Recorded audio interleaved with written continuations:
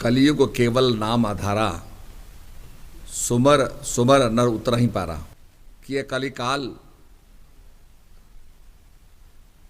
नाम पर टिका हुआ है और जो प्रभु के सच्चे नाम का सुमरण करते हैं वो भवसागर से पार उतर जाते हैं। तस्मात् सर्वेषु कालेषु मामानरस्मर युद्ध च। हे अर्जुन, तू सब काल में सुमरण करते हुए, सब काम करते हुए मेरा ध्यान कर। अर्जुन जब उसको संपन्न करता है तो जीवन में सफलता प्राप्त करता है। तस्मात् सर्वेषु कालेषु, आदमी जागृत है, स्वप्न है और सुषुप्त अवस्था को प्राप्त करता है। तीनों कालों में क्या क्रिया उसके अंदर हो रही है? श्वास का आना और जाना, श्वास लेना। श्वास ना ले तो उसकी एग्जिस्टेंस नहीं रहेगी, उसका अस्तित्व नहीं रहेगा। तो तीनों कालों में वो श्वास ले रहा है। तो भगवान कहते हैं सब काल में, अर्थात ये जो श्वासों की माला है, निरंजन माला है, श्वास श्वास सुमरो गोविंद, मन अंतर की उतरे चंद। ये श्वासों की माला को जपते हुए हम कैवल्य पद को प्राप्त करें, तभी हमारे जीवन का लक्ष्य सफल होगा।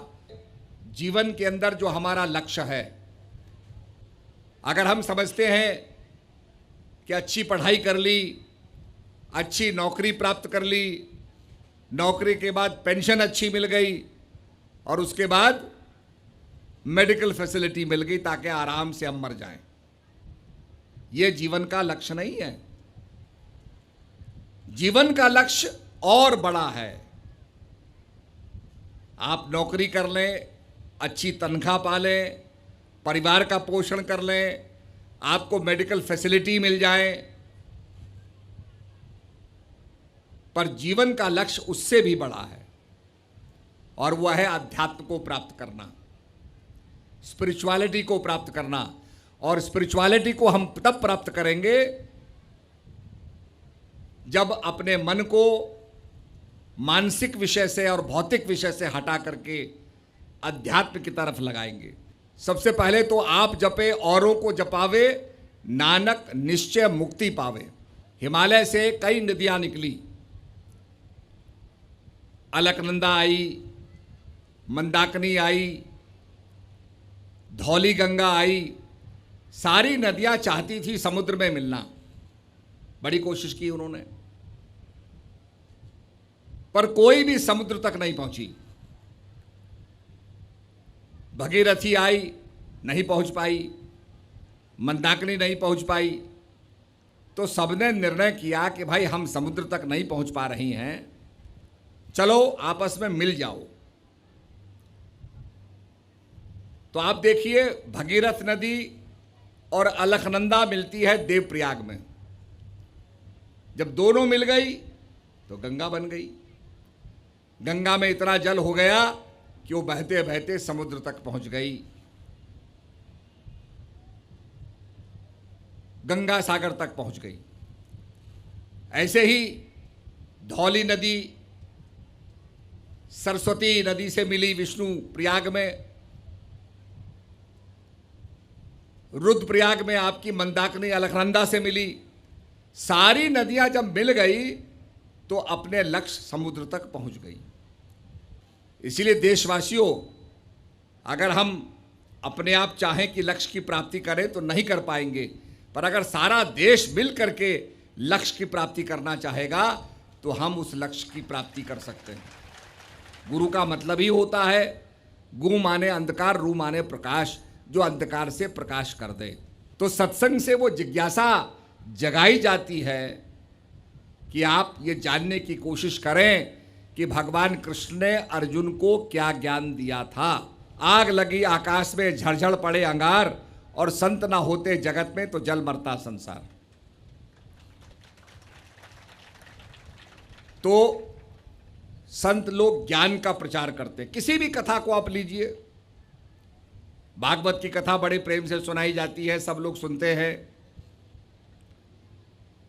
गौकरुण की कथा सुनते हैं, धुंधकारी की कथा सुनते हैं, राजा परीक्षित की बात सुनते हैं, पर उसका सार क्या है कि राजा परीक्षित को ज्ञान प्राप्त हुआ सुखदेव मुनि से